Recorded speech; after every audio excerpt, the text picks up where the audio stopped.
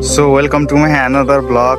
नमस्ते तपाईँहरूलाई। I hope तपाईँहरू सन्चै हुनुहुन्छ होला। साथीहरू, आज देशभरि चुनाव भइरहेको छ र चुनावमा जहाँ सहभागी हुनुभएका सम्पूर्णलाई के भन्न चाहन्छु भनेपछि भदौ 23 र 24 गते सम्झेर र बित्नुभएका साथीभाइहरूलाई सम्झेर भोट सोचेर मात्रै हाल्नु होला र फ्युचरको लागि हाल्नु होला। साथीहरू, कसैको लयमा लागेर पैसाको भरमा लागेर नहाल्नु होला।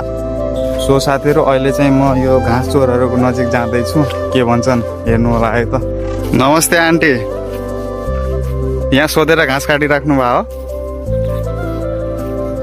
हो? यो कसको थाहा छ कि नै? अनि यहाँ हेर्नु त त्यो गाउँ कस्तो पार्नु भयो। आज चुनाव होइन, थाहा नै भयो। देशभरि चुनाव भइरहेछ आन्टी, तपाईँले थाहा पाउनु भएन? अनि यति बिहानै यस्तरी बिगार काम गर्नु भएन नि त आन्टी। नाइ यहाँ हेर्नु त यो गाउँभित्र कस्तो छ यो भाँचेको, हेर्नु त। गलत काम गर्नुभयो कि नै? आज चुनाव के को लागि छ थाहा छ कि नै? गलत काम रोकोस् र कि परिवर्तन आओस् भनेर छ। तपाईँहरूले आफै भोट हालेर आएर पनि यस्तो नराम्रो काम गर्नु त भएन नि आन्टी। होइन, अघिबाट म हेरिरहेको छु तपाईँहरू काटिराख्नु भएको छ। अहिले पनि भनिराखौँ, त्यो यत्रो नबुझ थोर नै हुनुहुन्छ तपाईँहरू। अघिबाट म त्यहाँबाट हेरिरहेको छु, कति बेला जाला भनेर म हेरिरहेको छु, त्यही पनि तपाईँहरू मान्नुहुन्न। नाइ अब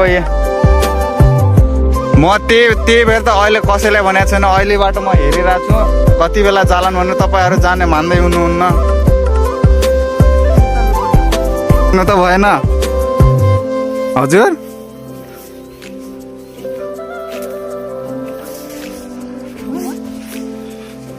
अनि घन्टेवाला समर्थन भएर यस्तो चोरी गर्ने त भएन नि यहाँ। होइन, यस्तो कुरा हो क्या आन्टी, यो गाउँभित्र छिरिसकेपछि त भाँचिहाल्छ नि। नाइ म अघिबाट हेरिरहेको छु, मैले भिडियो पनि बनाएको छु। सो साथीहरू, कस्तो लाग्यो मैले सम्झाउँदाखेरि? आज चाहिँ चुनाव भएकोले राम्रै तरिकाले सम्झाएको छु। अब यति भन्दा पनि मान्दैनन् भनेपछि यस्ता मान्छेलाई गोरु नभने के? सम्झाउनु त मैले सम्झाइसकेँ। अब चाहिँ 11 बजिसक्यो, अब भोक पनि लाग्न थाल्यो। सो अब चाहिँ म घर जाँदैछु, पुरै खान जाँदैछु। घरमा चाहिँ पानीपुरी बनाएको छ।